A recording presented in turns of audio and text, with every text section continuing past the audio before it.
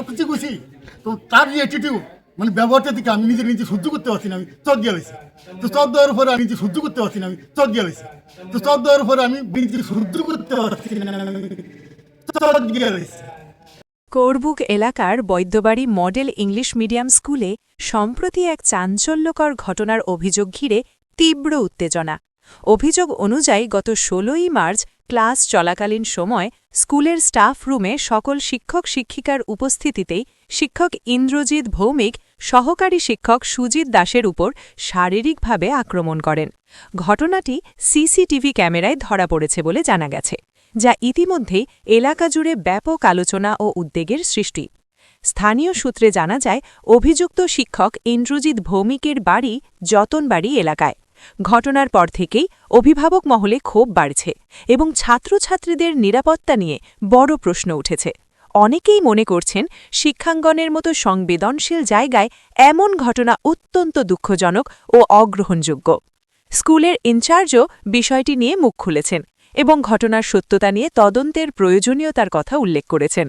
তবে অভিযোগ উঠেছে, অভিযুক্ত শিক্ষক নিজের অপকর্ম ঢাকতে শাক দিয়ে মাছ ঢাকার চেষ্টা করছেন, যা পরিস্থিতিকে আরও জটিল করে তুলছে।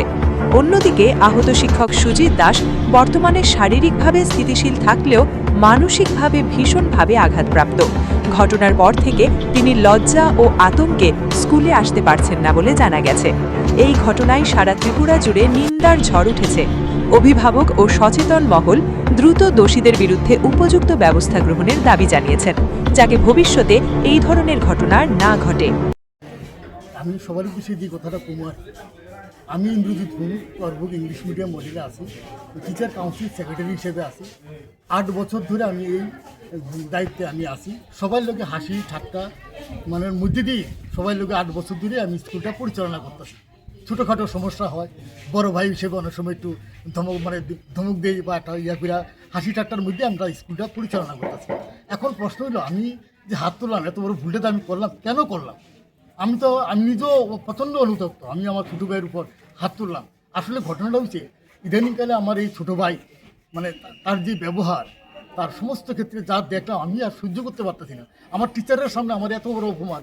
আমি এই ছোট্ট একটা সমস্যা চলছে, আমাদের এই হেডমাস্টার স্যারও যেটা কইলো, ছোট্ট একটা রুটিন নিয়ে আলাপ আলোচনা চলছে।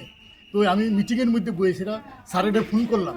স্যারের উপরে বিল্ডিংয়ের মধ্যে একটা স্টাফ রুমে বইয়া স্যারের মার্কশিটের কাজ করতেছে। তো আমি স্যারের ফোন করলাম, সুজিত স্যার তুমি কই আছো? ও স্যার আমি তো কাজ করতেছি না, একটা ছোট্ট একটা সমস্যা চলছে, তুমি একটু আইও না। তো স্যারে বিভিন্ন ধরনের স্টেটমেন্ট দিয়েছে, স্যারে আর আইলো না। এরপর কতদিন পরে আমি আবার টিচারের লোক আলোচনা করলাম, সুজিত স্যারের তো প্রবলেম আইতেছে না, কীটা করো স্যার? আমি বইয়ে দিয়েছি, সব টিচারের লোক আলোচনা করতেছি।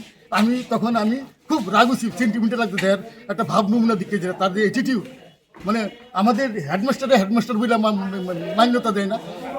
স্কুল আমাদের বিদ্যাজ্যোতি স্কুল শুক্রবার পর্যন্ত আমাদের স্কুল চলে, শনিবার থাকে, শনিবারে আমাদের স্কুল বন্ধ থাকে।